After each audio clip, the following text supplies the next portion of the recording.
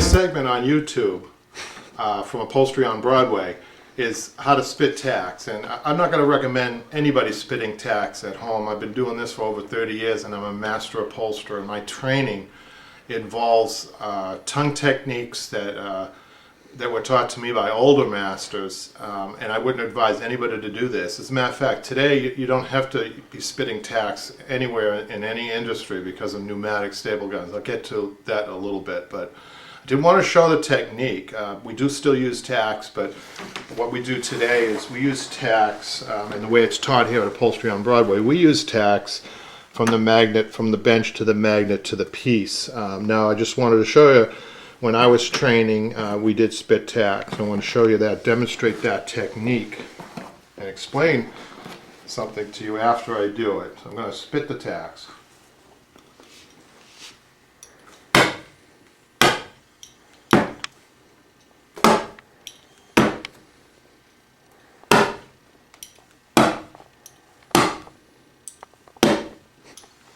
So we have 1, 2, 3, 4, 5, 6, 7. It's always good to know how many tacks come out of your mouth, just in case you swallow one. You do not want to swallow a tack. It's highly not recommended that anybody do this at home. But you should be so fast at this, as fast as the pneumatic staple gun is today. That's how fast I was when I was spitting tacks. Now this gun today that we have is pneumatic staple guns.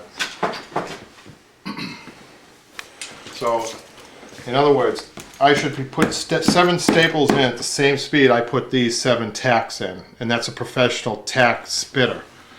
Now, again, I have to just really emphasize this. Nobody at home should do this. This is a if you swallow a tack, that could be serious business. There is a remedy for when you do swallow a tack. It's not pleasant, but you certainly don't want a tack ruining your stomach lining.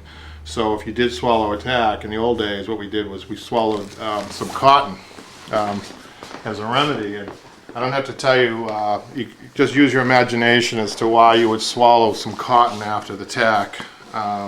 Makes for easy passing.